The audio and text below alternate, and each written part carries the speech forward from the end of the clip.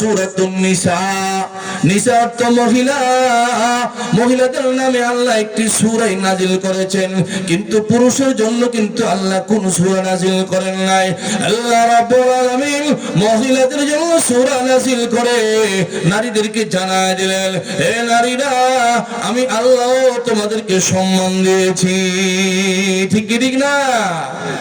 আল্লাহ কোরআনে সম্মান দিয়েছে। এক সাহাবী আল্লাহ নবীর কাছে এসে বলেন, মান আহাক্কুন নাসি বিহুসনিস সাহাবা আগলাবিজি, আল্লাহ রাসূলের উপরে কাকে বেশি ভালোবাসবো? আল্লাহ নবীজি বললেন, উম্মুকা, তোমার মাকে ভালোবাসবা। সুম্মা মান?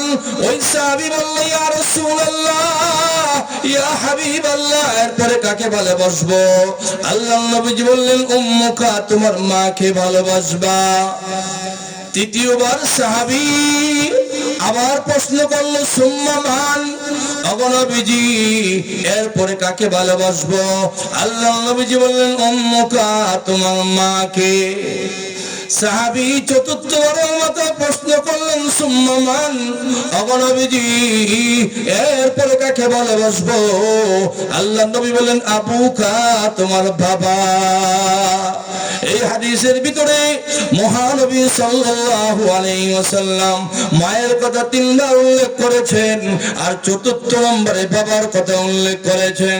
নবীজি মায়ের কথা তিনবার উল্লেখ করে উম্মতকে সতর্ক করে দিলেন, মায়ের ফজিলত বাবার চেয়ে বেশি। ঠিক কি ঠিক না?